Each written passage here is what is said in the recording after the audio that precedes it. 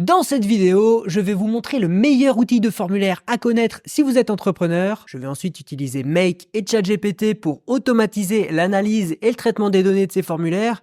Parce que faire des formulaires, c'est bien, mais avoir les résultats automatiquement filtrés, compilés et présentés de manière claire, c'est encore mieux. Et pour ça, et pour rendre cette vidéo bien concrète, nous allons partir d'un exemple fictif. On va imaginer que vous voulez recevoir du feedback sur une formation que vous avez créée. Et pour ça, vous avez un document ici que j'ai créé sur Coda. Coda étant une alternative à Notion qui permet de faire des documents interactifs avec des tableaux, des graphes, etc. Et dans ce document, j'ai 3 témoignages d'exemple. Par exemple ici, mon client 1 qui me dit « Je n'ai pas aimé la formation car il manquait des éléments concrets pour passer à l'action. » Ok, lui, il était plutôt pas content. Donc moi, j'ai créé une petite classification qui me permet de mettre un smiley pas content et qui met la ligne en rouge, qui me permet tout de suite de voir qui est content, qui n'est pas content. Le client 2, il dit la formation est OK, c'est plutôt neutre. Je vais mettre le smiley neutre. Ça met la ligne en jaune. Et le client 3, j'ai adoré, super clair et pédagogique, merci. Lui, il était content. Hop, voilà. En fonction du smiley que je choisis, la ligne se colore et ça me permet de voir quelle est la répartition de personnes contentes, pas contentes quand je reçois un feedback. Super. Je vais marquer ces éléments comme lus. Et vous voyez que ça crée ici à droite un petit graphe avec la proportion de personnes contentes, pas contentes et neutres, ce qui me permet moi d'avoir un aperçu très rapide de ces feedbacks quand je vais voir mon document et ici de voir les nouveaux feedbacks que je n'ai pas encore classés.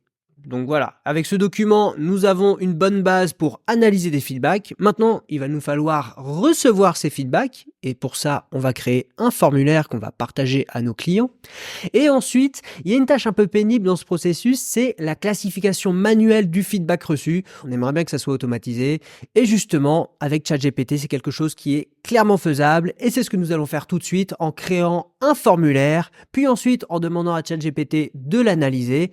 Et enfin, en insérant le résultat de cette analyse dans notre document Coda. Donc pour ça, je vous présente Fillout, la solution que je trouve la plus simple et la plus puissante à ce jour pour créer des formulaires en quelques instants. Je vous montre.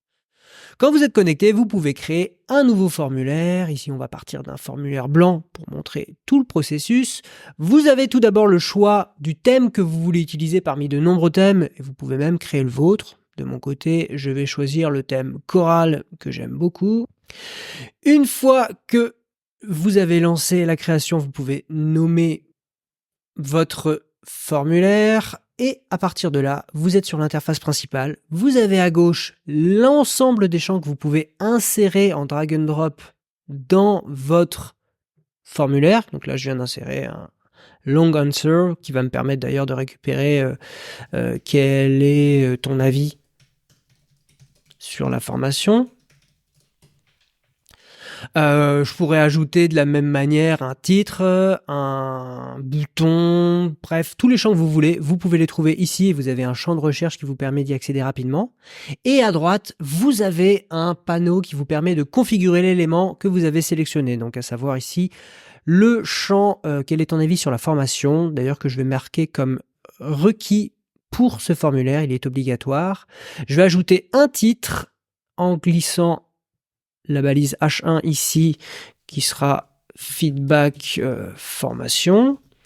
Je vais ajouter un champ email, donc je vais aller rechercher email et hop, j'ajoute un champ email input, quel est ton email qui va me permettre d'identifier qui écrit le feedback.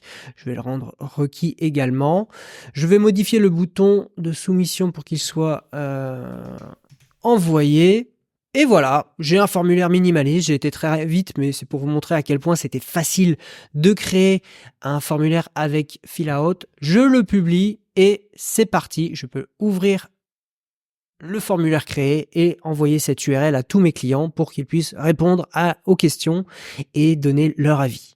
Bien, maintenant, on va faire en sorte qu'une fois qu'un client a donné son avis, cet avis soit envoyé à Make, notre plateforme d'automatisation, pour appeler ChatGPT et classer le feedback avec nos 3 smileys et ensuite enregistrer le résultat dans notre document Coda, celui du début avec tous les feedbacks. Pour ça, je vous emmène sur Make, qui est normalement votre plateforme d'automatisation préférée. En tout cas, c'est à mon sens la plus puissante avec le meilleur rapport qualité-prix et vous pouvez vraiment tout faire avec. Et dans Make, j'ai préparé un scénario de gestion de feedback qui va nous permettre ici de recevoir des informations à partir de Fillout. Donc Fillout va envoyer des informations ici à ce webhook. Un webhook, c'est un système de notification entre applications. Quand un formulaire est envoyé, j'envoie l'information à tel webhook, et ici on va le recevoir.